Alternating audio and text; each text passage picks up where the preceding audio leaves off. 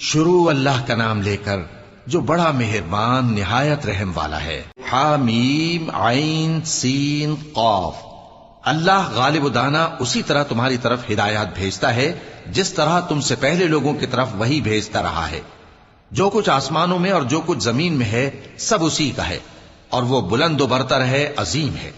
قریب ہے کہ آسمان اوپر سے پھٹ پڑیں اور فرشتے اپنے پروردگار کی تعریف کے ساتھ اس کی تسبیح کرتے رہتے، اور جو لوگ زمین میں ہیں ان کے لیے معافی مانگتے رہتے ہیں۔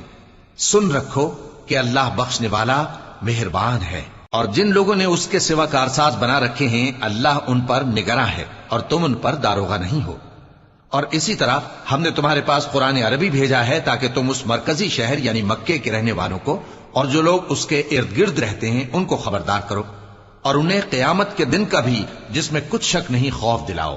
اس روز ایک فریق بہشت میں جائے گا اور ایک فریق دوزخ میں، اور اگر اللہ چاہتا تو ان کو یعنی تمام انسانوں کو ایک ہی جماعت کر دیتا، لیکن وہ جس کو چاہتا ہے اپنی رحمت میں داخل کر لیتا ہے، اور ظالموں کا نہ کوئی یار ہوگا اور نہ کوئی مددگار۔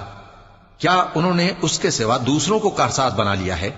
سو کارساز تو اللہ ہی ہے، اور وہی مردوں کو زندہ کرے گا اور وہ ہر چیز پر قدرت رکھتا ہے۔